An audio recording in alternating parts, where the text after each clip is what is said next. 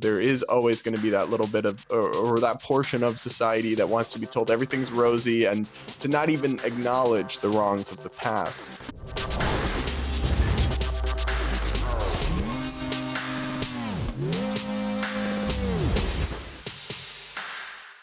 Hey guys, welcome back to the Base Politics Podcast. I'm Hannah Cox with Brad Polumbo. This week, Nikki Haley sparks a racism debate. Trump promises to fight a centralized digital currency, and is Gen Z aging faster than everyone else? Let's jump in.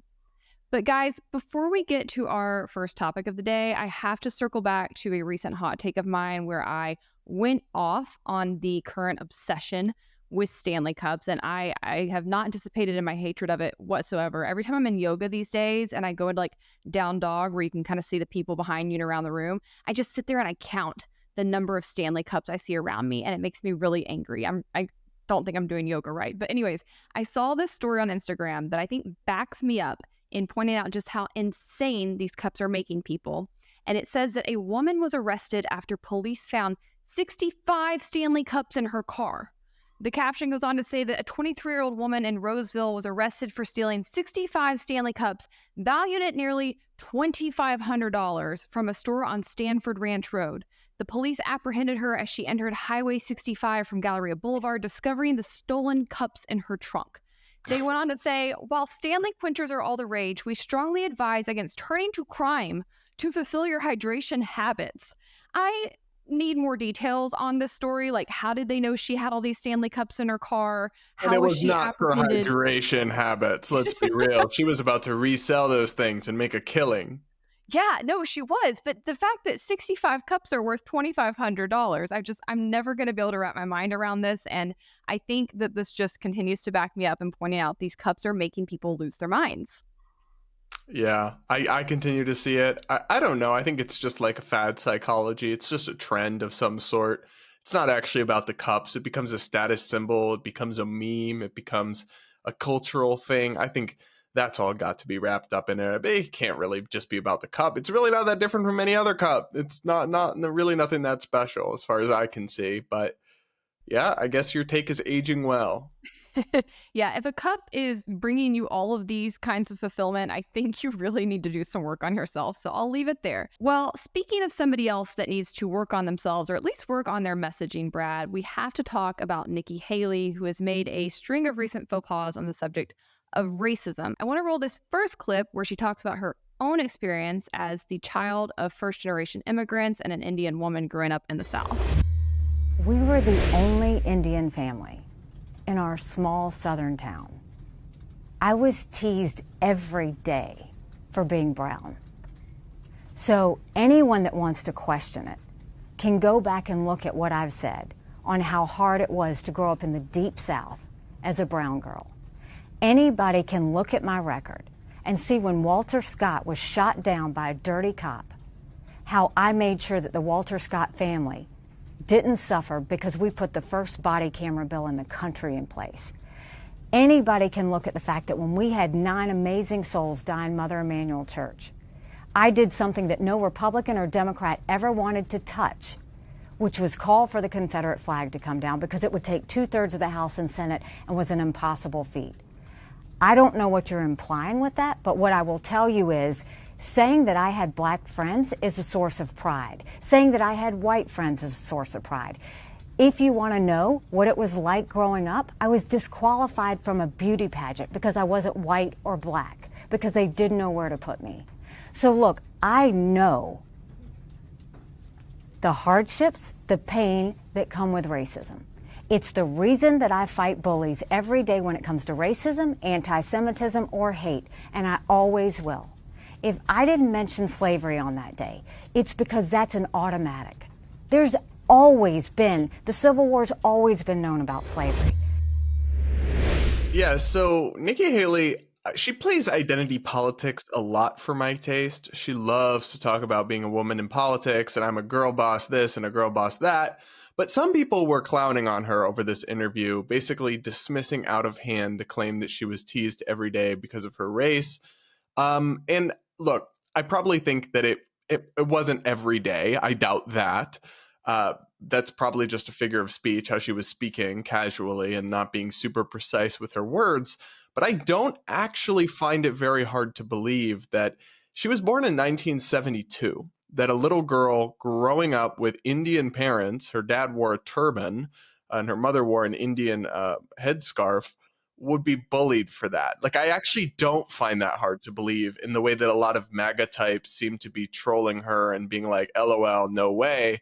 I do find the thing about the beauty pageant a little confusing, and I looked into it a little bit, and she apparently talked about it in one of her books back in 2012, and her story is that they allowed her to participate in the beauty pageant, but when the time was for everyone to be placed, that she and her sister were given like gifts and then taken away and said there wasn't a place for you.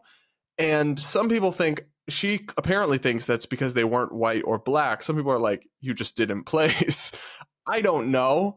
All I'll say is that story sounds a little strange and she hasn't really fleshed it out in coherent detail. But I don't know. Like, people were just dismissing this, and I don't find it far-fetched whatsoever that she would have experienced racism growing up in the South in the 70s. Yeah, I mean, I grew up in part in South Carolina. I can tell you what the culture was like even in the early to mid 2000s, and there definitely is still a lot of racism in the state. It was my first time going to public schools when we moved there and I was 16. I went to a school that was probably about 50% white, 50% black, which is the norm for the state. And the way that I saw people interact, the things that I heard said on both sides of the aisle were really quite shocking to me because I did not come from a racist background. I had been pretty insulated from that kind of thing as a homeschooled kid in Kentucky.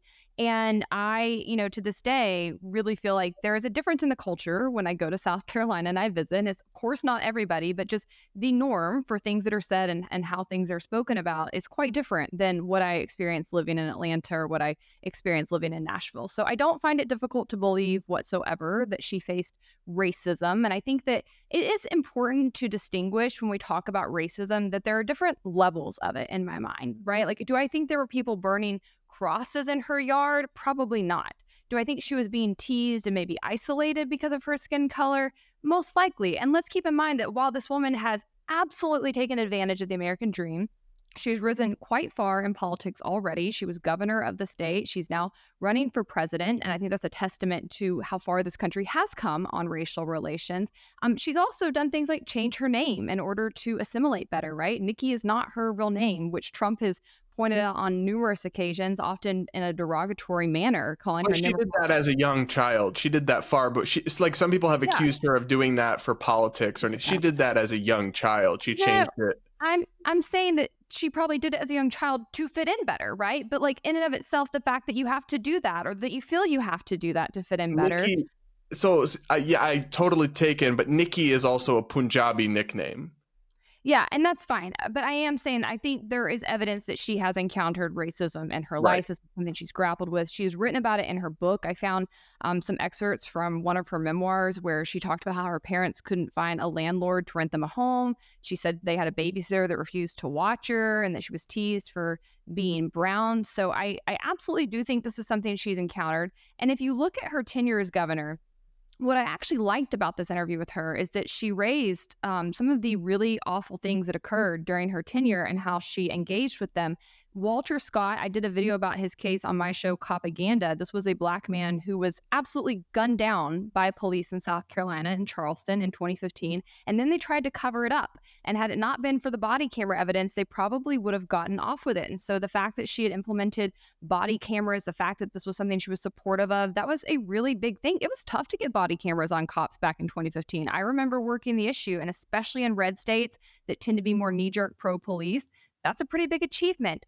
Taking down a Confederate flag. I know, Brad, this probably sounds crazy to you, but her sticking her neck out to do that in 2015 was a big deal. Prior to that happening, even Democratic governors had not been able to do that in South Carolina. They actually, I think 15 years before that or so, had put in a compromise deal. It was in 2000. They put in a compromise deal that the Confederate flag would be taken down from the top of the state capitol and moved to like a memorial with Confederate soldiers that was just a few hundred feet away. And that's where it remained until 2015. And after the Emmanuel AME shooting with Dylan Roof, where he went and murdered numerous Black members of a church for overtly racist reasons. She actually stood up and demanded that it come down and really went to bat. And that was pretty bold leadership. Like, there were not other Republicans in the state or even nationally that were really taking a stand against the Confederate flag. And most of the other people of prominence at the time, it's like, oh, the South Carolina voters need to decide. And she really went to bat against it. And I found this quote from Alex Stroman, who was previously the executive director of the South Carolina GOP. He said,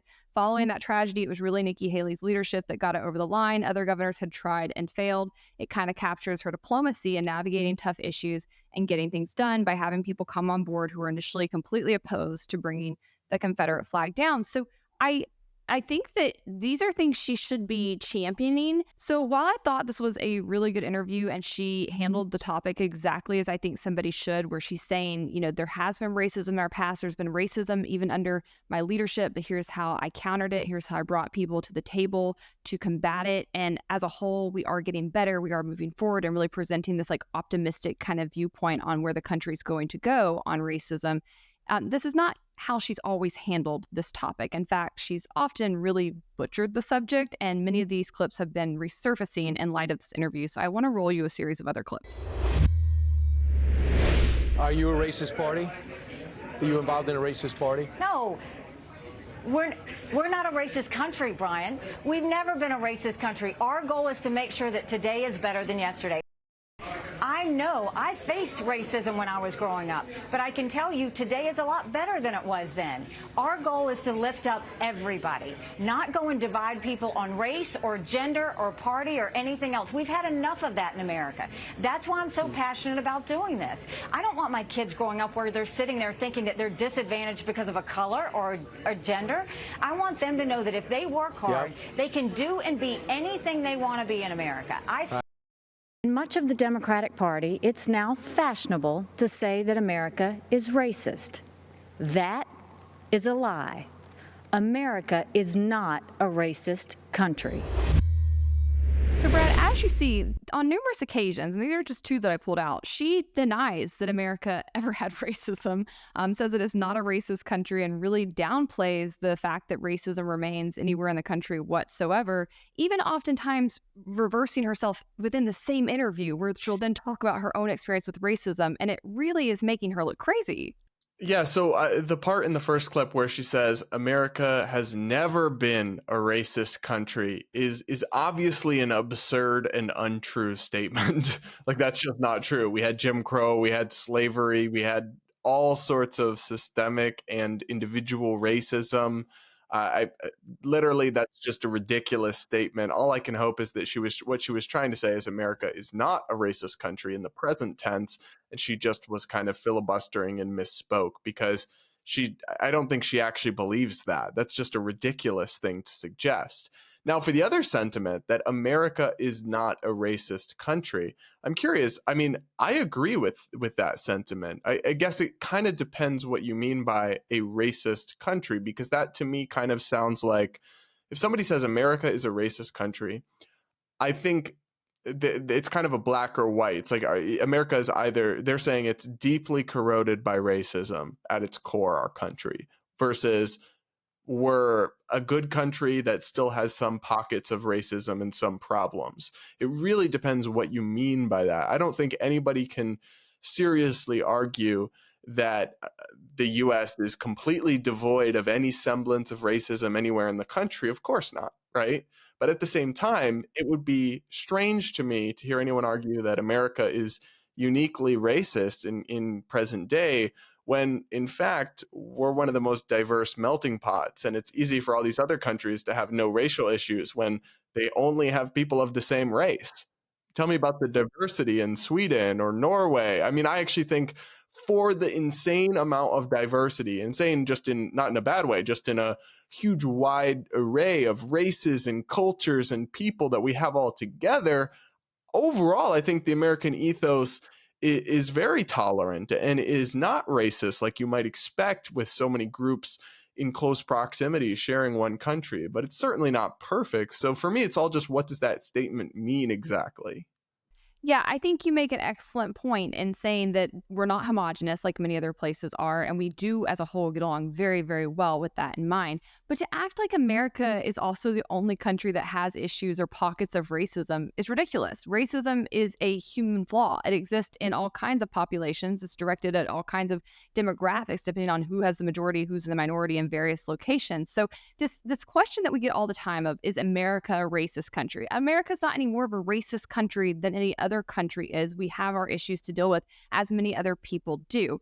But the problem I have with Nikki Haley and her responses on this is that I don't get the sense she's really trying to push back from that standpoint. I get more of the sense that she's talking out of both sides of her mouth, right? She's trying to say America is not a racist country, but she's trying to run so far to the extreme on that and saying that America was never a racist country or there's no current racist problems in America. And I think that's to appease more Republican boomer type people, right? Who don't want to confront these issues. And I've seen that myself when I talk about systemic racism, which I absolutely do still think exists in many of our laws. When I talk about racial issues whatsoever, there is a certain subset of the population who wants to shut you down immediately about that. They want to pretend that there's absolutely nothing wrong, that everything's better now. And I don't think that that does anybody any kind of good, right? We need to be able to confront issues and keep progressing on them and keep getting better and better and better. I certainly think in the past couple of years, especially as social media platforms have grown, if anything, we've seen that there's probably more of a racism problem in this country than we initially recognized, because some of these people are able to come out of the woodwork and express themselves in ways where they have an anonymity still that they would not have been doing in the general public. And so it was less visible. And so And I look at think the it's wave of fine. anti-Semitism. Yeah, it's fine to grapple with these things, right? I don't think that you as a leader should be running away from that. And if you're doing that to appease a certain demographic that doesn't want to talk about these things, I just think that's seedy. And there's a reason they don't want to talk about these factors, right? And you can do it in a way where you are still undercutting what the left is saying, where you're still undercutting this notion that America is especially evil and that all of our institutions need to be overthrown, the Constitution, where you're overthrowing this notion that all of our institutions need to be overthrown or the Constitution needs to be thrown out because we one time had slavery or because we one time did not treat women equally, right? I think that should be pushed back on, but she's not doing that. She's trying to basically say, none of this is real. None of this is happening. I'm with all of you guys that don't think racism is a thing. But then also, when it's convenient for her, she wants to use identity politics to talk about her history, to talk about her gender, to talk about her ethnicity. And I just think that it's disrespectful to people. We're not stupid. People see through that. And it's what makes politicians seem so slimy to people, because it's so clear that you don't really stand for anything but yourself when you behave in this manner. You don't actually stand up for anything, even for your own experience. If you really were somebody who experienced racism as an immigrant, then I would think that you would feel it within yourself to stand up for other people who might be experiencing those same things. And so I really hated this whole thing. I thought it was really gross looking. I mean, I think she handles it in a very ham-handed way, this topic and identity issues in general. But I guess I have two thoughts. One is there is that portion of America that she may very well be pandering to that simply doesn't want to even acknowledge America's history of racism. You know, it brings to mind a really interesting thing that happened when I visited Charleston, South Carolina, and did a tour. And the amazing tour guide, super knowledgeable, was telling us all about the slave market and how the ships would come in with the slaves. And this is where, you know, like 40% of all slaves that came to America passed through this port, all blah, blah, blah. And he was telling us that he gets reviews from angry people who come on the tour and call him woke because he talks about slavery a fair bit when he talks about the history of the city. And he didn't say anything woke. Like, I am not woke. And I can tell you, he just was talking about the history of slavery, which is a very important part of the history of Charleston and of the American South. And so I totally get what you're saying there in terms of there is always going to be that little bit of, or that portion of society that wants to be told everything's rosy and to not even acknowledge the wrongs of the past. The other thing, though, I guess to give her the benefit of the doubt, she could be saying, yeah, I experienced all this racism in the 70s and 80s, and today America is not a racist country. She's also talked about the progress she's witnessed. And I think those two things can be true at the same time. But she definitely wants to play both sides of this game. She definitely wants to whip out the, you know, the left is wrong, America is not racist at all. But then also, look how amazing it is that I'm a woman of color rising to the top of politics. You know, she did this one thing that really pissed me off, Hannah. And I am not somebody, I'm not a hater. I'm just, this thing really made me mad. She keeps saying that she never said Hillary Clinton inspired her to become a woman in politics. Babe, you're on camera. We've all seen the clip. You literally said Hillary Clinton inspired you to become a woman in politics. And I actually that statement doesn't bother me. I understand, like, with Republicans, they might be like, I can't believe she was inspired by Hillary Clinton. I get it, though. To see a woman in politics, even if it's somebody you don't like and don't agree with, could be inspiring. Like, that to me is uncontroversial. It doesn't bother me in the slightest. To see her gaslight and openly deny making a statement that she's on tape making pisses me off. But of course, she's hardly the only politician to do that. We could actually talk about all kinds of equal offenders on that front. But yeah, I've not seen that clip. But to be honest, if you think about being a little girl in the 70s, how many women in politics did you have to look up to in the United States? There still aren't that many people, women in positions of power. So it's not saying that you agree with somebody's ideology to say that you were inspired by them or you wanted to be in similar rooms as they were in. So I think honestly, for me, what I am so hungry for and what I think most people are hungry for is just people who tell the truth, who are honest and upfront. And again, I get what you're saying, that she could say, I experienced this in the 70s and 80s, but her own tenure as governor had two of the worst racism murders that we've seen in the past, 20 years. So you can't really sidestep it and just say this only happened in the 70s, 80s. I think what you have to say is I faced this in the 70s and 80s. It's gotten better, but even under my tenure as governor, these things happened. They were awful. Here's how I confronted them. Here's how we could do that at a national level to try to come together and actually ensure that we don't have Black men being killed at higher rates than white men by police, that we don't have these horrible attacks like we saw at this church in Charleston, right? Like I don't see the point in running from these things except to appease that certain subset of voters. And I don't respect that, because I just think those people, if you're triggered by somebody talking about slavery and telling you the basic history of what happened in Charleston, if you cannot admit that there is still racism around you, to me, it's kind of a red flag. Like, why can you not confront those things? Why are you so desperate to pretend that they're not real, that they aren't happening? I really don't like it. And I don't think it does the right any favors, because the perception on the left is and has been that many people on the right are racist. And I don't think that's largely accurate. I really don't. I will say the Trump movement kind of made me eat crow on that to some degree, because I didn't think it was true at all until the Trump movement. And that certainly has brought some real racism out of the woodwork, like I said. But as a whole, I really have not found that to be true, right? Like I saw a picture circulated on Twitter this week from a Democrat. It was a big family of Black people, and they were all holding guns. And he was like, this is when the right would turn against guns. Just show them this picture. And I'm like, oh, I think you're projecting. Most people on the right would love this picture, would love to see more Black families get into gun ownership and self-defense. And so there's this perception that I don't think is accurate for the majority of people on the right. But when you conduct yourself in this way, when you refuse to just call a spade and discuss racial issues like a normal person, to me, it really is something that looks like, ooh, that maybe there is something there beneath the surface, right? That's how it looks to people on the left, for sure. Whereas if you could say what my tone would be, which is that, yeah, there's still issues we need to confront, and mostly they are stemming from the government. And that's why I want to limit the government and get it out of your way and make sure it can't harm you in this way. And maybe you should work with me to that end, because we both have the same end goal there.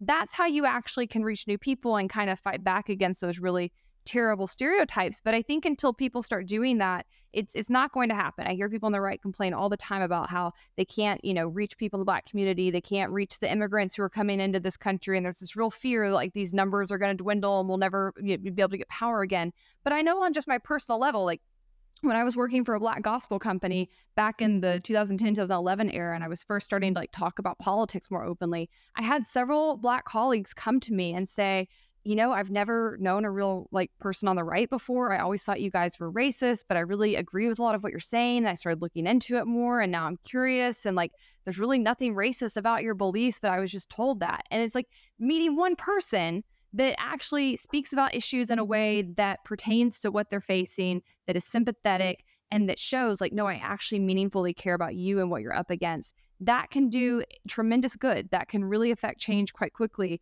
And so I don't blame anybody but people on the right for that not happening. It's terrible outreach. It's terrible messaging. And I just think this whole slew of interviews is a major facepalm. All right. Well, up next, we're going to head into Hannah's favorite subject, which is technology and emerging technology, because Donald Trump just put out a controversial statement on CBDCs. First, Hannah, pop quiz time. What is a CBDC? Okay, it is a central banking digital currency. And mostly what that means is that the Federal Reserve would be able to run things like Bitcoin and digital currencies like they run the money supply. Close until the end. So Bitcoin is not a CBDC.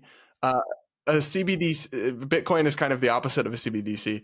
CBDC is basically a digital dollar. So it's a cryptocurrency, but it's one controlled, distributed, and made by the Federal Reserve or a federal monetary authority in another country. So essentially, it is what's seen as the next wave of financial technology by global economic elites, because in their eyes, it's more efficient. So CBDC would allow the government to, instead of sending out stimulus checks, they could instantly drop $1,200 in every person's account, right? They could, all the transaction costs, the envelopes, the stamps, the paperwork, the people to, all this stuff. Like, there's an efficiency element that they like about it. But with centralization comes efficiency. Cash is not efficient, right? Cash needs to be replaced, like it gets destroyed, it gets lost. Also comes the possibility of control. And that's why a lot of people don't like CBDCs and find the prospect very disturbing for a couple of reasons. One is that if the government kind of centrally monitors and distributes this digital dollar, then they can shut it off, right? So theoretically, so nobody could tomorrow decide that Hannah Cox is too problematic to be allowed access to the US dollar because you have cash, and anyone has to accept cash. It's completely anonymous, right? But if all we had was a centralized digital dollar, the CBDC, or sorry, the Fed could debank people or delete them from the financial system. They could also give out money that's programmed. They call it programmability. And this is actually something they talk about as a positive in CBDC world. So for example, they could give you only X number of dollars can be spent on gasoline per month because of climate change, or stimulus benefits that can only be spent on approved places. So you see how it's simultaneously alluring to technocrats for efficiency, but then alarming to people who are skeptical of big government and centralization for all these potential abuses. So that's kind of CBDC 101. I'm by no means an expert, but I know the basics of it.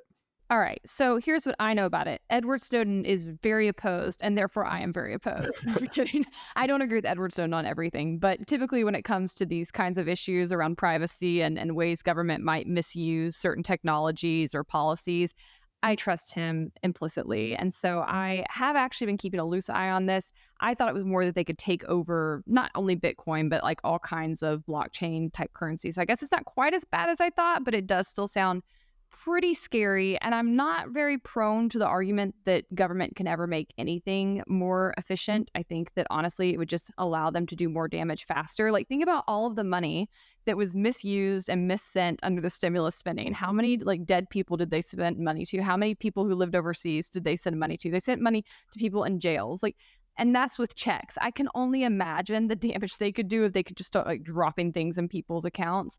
The flip side is also one other thing I didn't mention. The reason they like it, a huge amount of income goes unreported, right? When you leave a $20 bill for your tip. Yeah. Do you think every waitress reports their full tips on their taxes? No. Whereas if it was all digitized and there were records of it all at the central bank, all of a sudden all income becomes taxable. Which, I mean, they're already trying to do, right? They're making you report over $600 on Venmo. If you exchange money over $600, you have to report that on your taxes.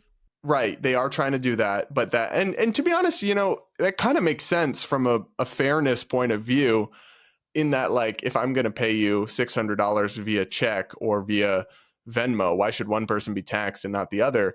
But the cash, right, is the great equalizer that allows people to exist under the table, right? And so the CBDC, the goal is to replace cash, and because cash is inconvenient for government authorities. But anyway, so what we have is Donald Trump coming out and taking a position that he is full out against the development of a CBDC. Take a listen. And this I do for Vivek, because he's very big into it. I happen to agree with him, but he said, could you mention this? I will never. She said, I love Vivek. I love him too now. I didn't love him when he was running, but I like him now. It's amazing the way you can like somebody when you win, right? But Vivek is great. He's really great. But he wanted this, and I'll give him full credit for it. It's very important, actually. I will never allow the creation of a central bank digital currency. So, look, I've had my fair share of criticisms of Trump lately, but I do think he's right about this, even if he did have to talk about it in his traditionally comical and free-flowing manner. That was hilarious. I love how he says Vivek's name, and the fact that he admits that he only likes him now because he beat him is just it's prime Trump. That's so funny. But listen, Vivek had a lot of good ideas. He had some really weird ideas too, but I this is definitely one of them. And this is where Trump's at his best, right? I don't think that he's by any means an ideologue. I don't think he's a policy wonk. I think he mostly just says what he thinks people will like and runs with it. But he does recognize a good idea when he sees one, and his instincts are often against more centralized control, against the deep state for sure. So I'm glad to see that this kind of got in front of him, because, there's a very good chance he might be in a position to decide that in the near future. I don't know what's going to happen, but as a whole, it is good to see people higher up pushing back on this, because it's not of no concern, right? There's already been some people working within Congress. I know Warren Davidson out of Ohio has been leading the charge to try to prevent this, but there's a lot of concern that this is going to happen.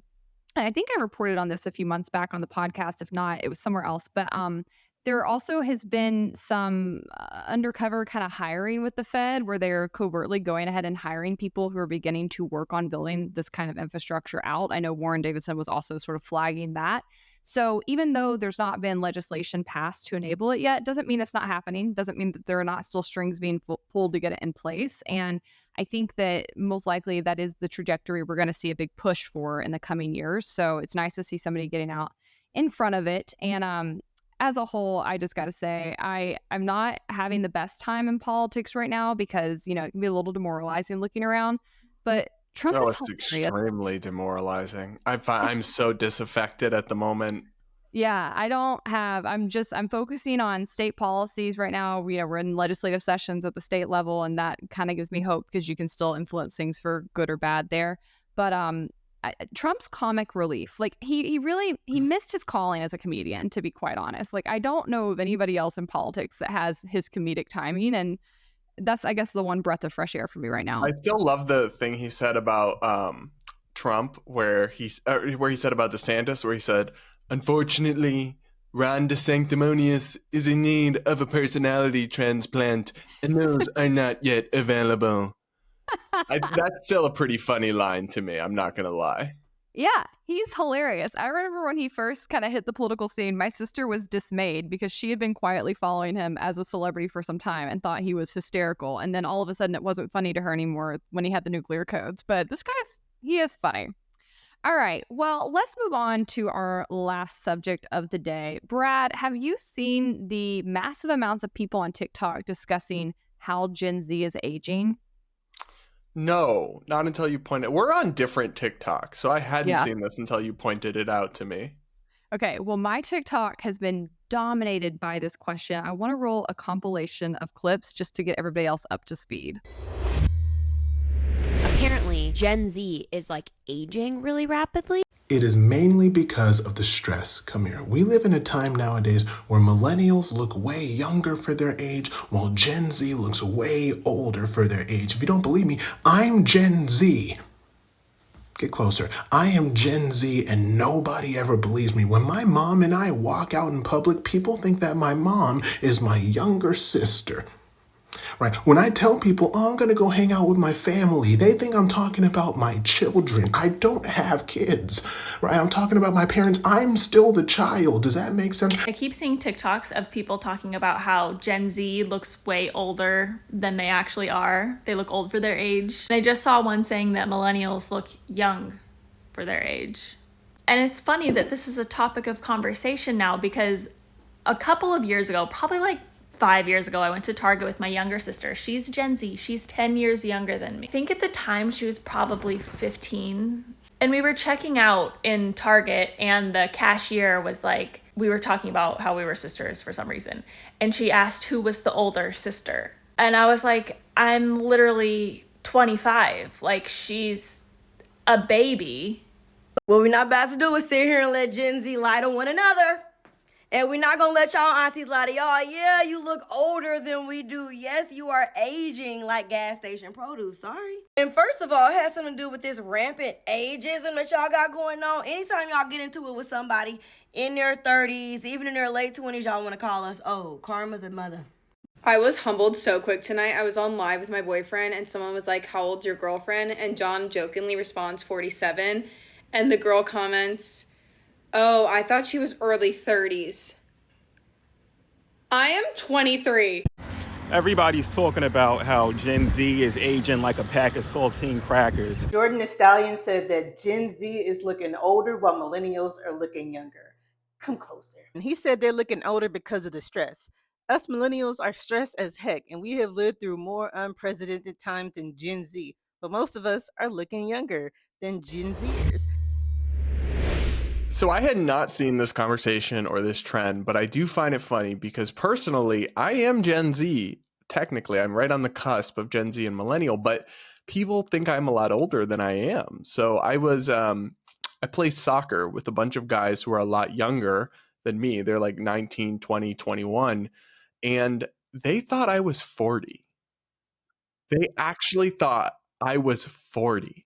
And people online with my Twitter avatar, they always think I'm middle-aged. Like, I don't know. Maybe I'm part of it. Maybe he's talking about me. I'm not going to lie. I wanted to talk to you about this specifically because, yes, you are Gen Z, and people do often think you're older. And I'm a millennial. I'm 30. And people think you're younger. And people think I'm way younger. Like, most people, when I say my age, they're like, we thought you were in your 20s, which... it doesn't add up. Botox may help with that, girly. I was going to say, I do think I'm upfront about it. I get Botox, I have filler, I also spend a lot on skincare.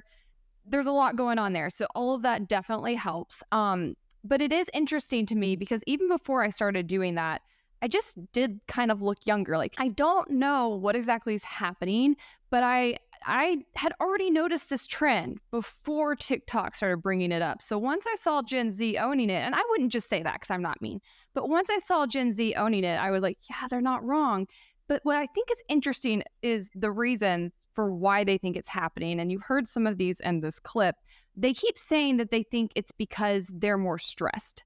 And I think that's asinine. Millennials have lived through far more stress than Gen Z. And I'm not saying that Gen Z won't have a lot more stress coming their way, but like, millennials have had to go through far worse things than Gen Z has so far. Let's keep in mind, we were the first generation that had to start incorporating technology into our lives. That was a huge disruption in society. Then we had 9/11 happen when we were in like middle school. That was terrifying. Then you had the Great Recession and everybody was losing their jobs and going broke, and we didn't know if we were going to be able to get jobs or how our parents' future was going to look.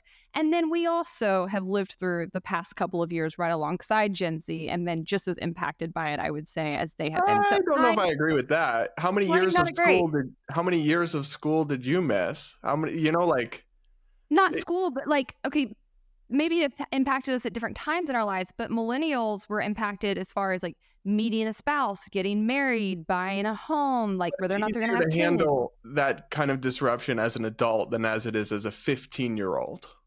Maybe, but also you're not having to survive. You're not having to keep your job as a 15-year-old. I would say their whole lives were like school and their social networks. Their whole lives were turned upside down for like 2 years for almost no reason.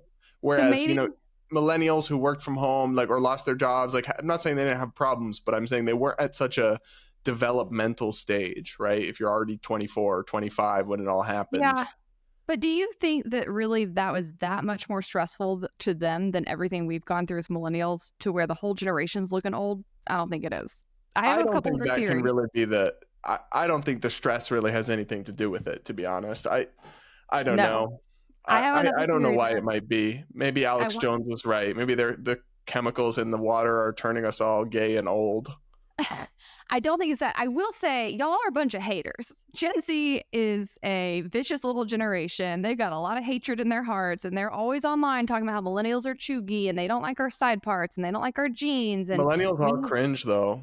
I know but I'm just saying, like, maybe millennials are not aging as fast because we're not such big haters. We're just out here living our lives, being cringe, not worried about it. Gen Z's on here detailing everything about us, taking us to task. So I will say the hate might be aging you. But actually, I did look into this, and I have some serious stats I want to give for why this is, and it's actually kind of troubling. So my thought first was, like, from everything I've seen, Gen Z is drinking less, right? So you should be aging slower. But I wanted to see if that was actually accurate, so I did a little research, and here's what I found. So the data shows a slight decrease in binge drinking for Gen Z compared to older generations, but it's not nearly as drastic as I thought when I first started poking around. I found that the general decrease in alcohol consumption had not actually reduced rates of alcohol addiction, which have remained relatively stable.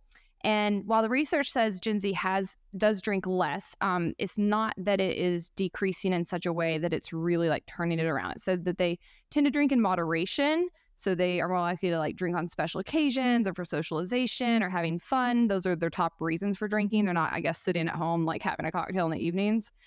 There are a lot of abstainers like you, Brad, who avoid alcohol because they don't like the taste or they want to avoid hangovers or they're worried about long-term negative effects. And they are a bit more wellness focused. So they may give up alcohol for like weight loss or sleeping improvements and energy levels. But as a whole, they're not really drinking so much less, and they do still have similar rates of alcohol addiction. But there's more to the picture than that. They said that while the decrease in drinking among the Gen Z cohort is encouraging, it doesn't mean the generation is out of the woods. In fact, as rates of drinking have decreased slightly, drug misuse is on the rise. According to a report from the National Institute on Drug Abuse in 2021, rates of marijuana and hallucinogen use among young adults reached the highest level since 1988. Between 2011 and 2021, marijuana use in young adults rose 13.2%. That's a lot. And hallucinogen use increased 4.7% during the same time. Hallucinogens that are commonly used by young adults include LSD, MDMA, Molly, peyote, shrooms, or psilocybin. And they also said, in addition, rates of vaping among young adults nearly tripled between 2017 and 2020. These patterns suggest that while alcohol misuse may be on the decline, rates of other abuse of substances are increasing. And an alarming trend among Gen Z, this is really sad, is the increase in drug overdoses. Among teens aged 12 to 17, there was a significant increase in drug overdose deaths between 2019 and 2020, and the death rate more than doubled from 1.2 deaths per 100,000 to 2.6 deaths per 100,000 among boys.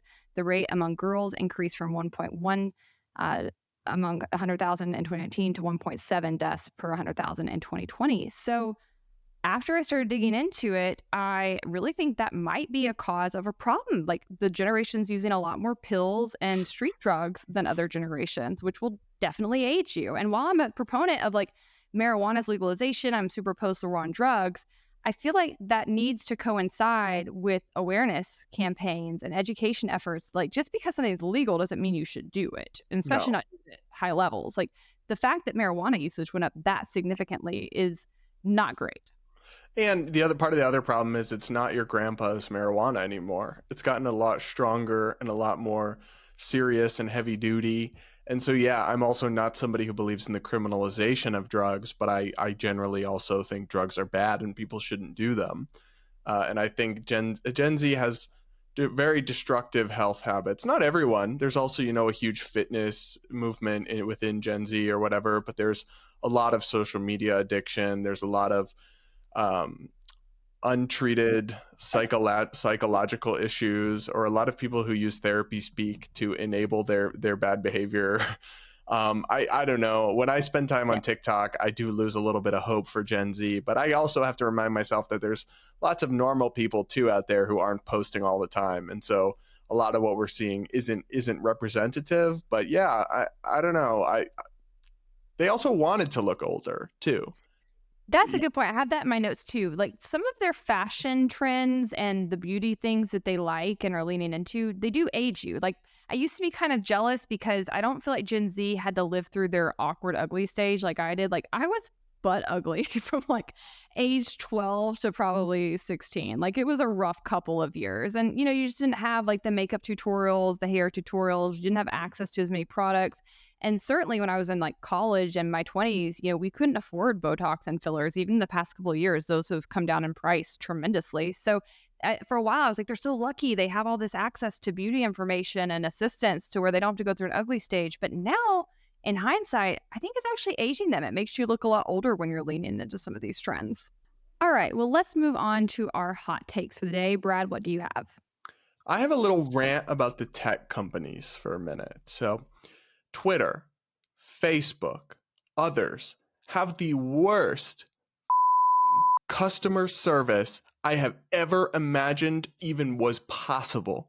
It can be impossible to even get in contact with a real human being ever at any of these places. Totally opaque, totally arcane, crazy bureaucratic processes that can totally screw you over. And I'm just amazed that you can have such big companies that are supposedly so innovative and have such big budgets and staff and yet have the worst customer service for the people that actually, like, their products aren't a product, right? Their product is a compilation and distribution of other people's stuff, right? And yet they have terrible customer service for the people that create the value on their platform. I find it outrageous. It makes me very angry, and I am really looking forward to the day that some of these current tech giants get dethroned. Well, I am waiting for the MySpace 2.0 to happen to some of these companies. It will, though. I think that's the good news is, if you look at history, these kinds of companies, they don't last. Very few companies stay on top for decades and decades. And I agree, many of their practices, it blows my mind just how poorly you're treated, especially like, you and I create a lot of content. We bring in a good bit of money to these companies, and yet they don't really seem to have any kind of value for that. I have a few exceptions. Instagram recently appointed me like a little point person kind of. I don't know how much he could actually help me with issues, but he does give me advice on like algorithms and like new products that are coming out. But it is quite frustrating. And that's one reason I've never really invested heavily in many of these platforms with like ads or really putting in money to grow platforms, because you could do all that. You could spend thousands of dollars and they could literally just shut you down overnight, right? For an arbitrary decision. You might not even do anything wrong. So it's not a good playing field. But I will say we are still really in the very early days of social media. And I hope that means that many of these kinks get worked out in the near future. Okay. My hot take is about art. And I want to cage this with saying, like, I'm by no means an art snob. I don't know very much about art. It's actually on my list to become more educated on and learn more about. I'm still very early on in discovering what kind of art I like and that sort of thing. But what I know I don't like is generic art. I can't stand, like, it actually like makes me feel agitated when I go into Target or Home Goods and see this like just mass produced canvas art. Oh God, especially the canvas art. I hate canvas art. Who wants that? I don't want that. I want a nice frame. I want it to be a beautiful picture in a nice frame, like a civilized person. I can't stand it. I can't stand how like most of the art in those spaces has no meaning, and then people just hang it up, and even though like their neighbor probably has it and 10 other people around them have the exact same print, like they just put it up for no reason. I just think art should mean something. It should actually have some kind of value to you. I can't stand it. But all of that being said, it's really hard to find art that meets that criteria for me, because most of the places you go, it's just mass produced art. So if you have ideas for where you can get more original art, please let me know, because I've managed to like source a few pieces that I really did love and that did mean something to me and have them framed most of the time. But I'm having a hard time really like filling in my house at the level I'd like to with art because of that. Well, good luck with that. I don't know that I can be of any help. Do you have canvas art? You have canvas art right behind you, don't you? No, that's a custom thing. Well, Okay. It might be canvas art, but it's custom. It's not off the rack. You didn't buy it at Target. No. All right, we'll accept it. Okay, guys, that's a wrap. Make sure you hit the bell, subscribe to this channel, leave us a comment, and until next week, stay based.